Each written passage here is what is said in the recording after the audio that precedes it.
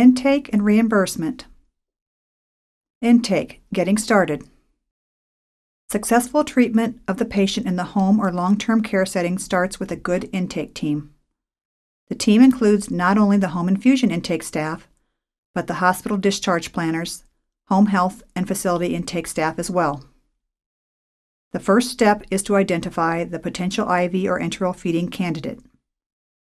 A variety of therapies can be administered in the home or facility setting, including but not limited to TPN, enteral feeding, hydration, antibiotics, steroids, chemotherapy, pain control, inotropic or heart failure therapy, immune globulin, and antiemetic therapy.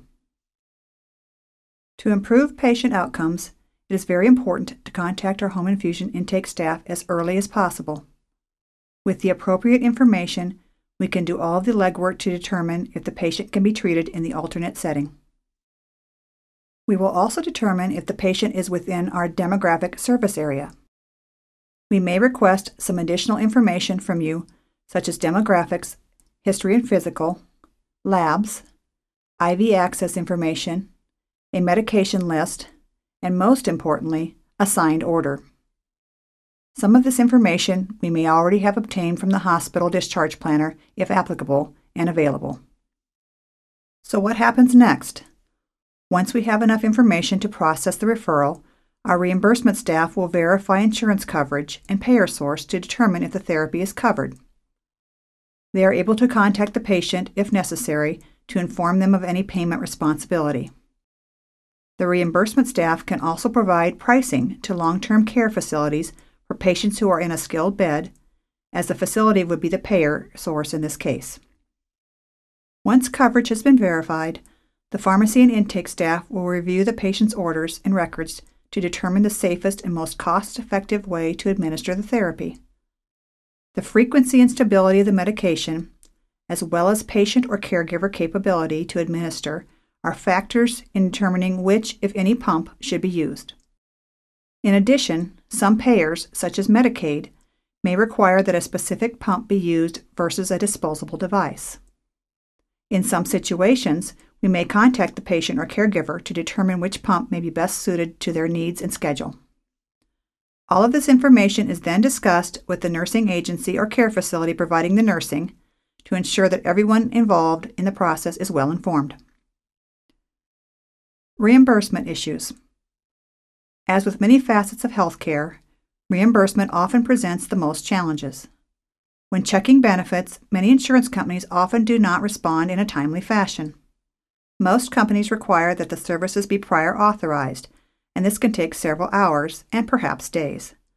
This may delay the start of therapy in the home care setting. For home care patients, if Blue Cross Blue Shield is the payer, in most cases, the nursing visits related to the infusion therapy will be billed to CarePro Home Infusion.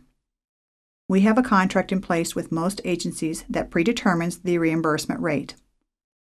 For all other insurances, the nursing agency will need to get their own insurance authorization for infusion-related nursing visits. Most insurance companies require the patient to be homebound for non-infusion-related nursing visits. These non-infusion-related visits must be billed by the agency providing the nursing. More reimbursement issues. Recently, a Medicare D drug benefit was established. There are many plans available, and coverage varies widely from plan to plan. Purchase of the Medicare D plan is optional, and many patients did not choose to participate in the plan. Patients with both Medicare and Medicaid are automatically assigned a Medicare D provider. Most Medicare D plans have what is known as a donut hole, which is similar to a deductible. Instead of occurring at the beginning of each year, it usually occurs more towards the middle of the year, after they have reached a certain dollar amount of reimbursement. While the patient is in their donut hole, they are usually responsible for 100% of the cost of the drug. The donut hole does not apply to Medicare D patients who also have Medicaid. Medicare D covers only the cost of the drug.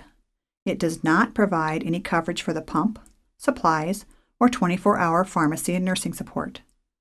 If the patient does not have a Medicaid policy or a full secondary policy, the cost to them personally may be at least $65 per day plus any drug copays at a minimum. Many patients cannot afford the cost and have to remain in the hospital or receive therapy as an outpatient.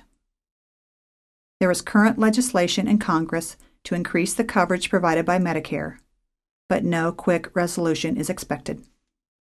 We occasionally get a referral to provide TPN or enteral therapy for a Medicare patient. These types of therapies often require a considerable amount of time and documentation to get covered, making same-day discharges less likely. Extensive records are needed, including a thorough history and physical, surgical reports, lab reports, and dietary records. If there is insufficient documentation to support the need for the TPN or enteral therapy, completion of special tests such as fecal fat studies and swallow studies may need to be completed. To potentially qualify for coverage of the therapy, a physician must indicate a need for at least 3 months of treatment, and the patient must have a functional impairment of the GI tract. The TPN or enteral feeding must also provide a substantial number of calories, as supplemental nutrition is generally not covered. Coverage of TPN and enteral therapy by private insurance varies. Some companies do not cover enteral therapy at all.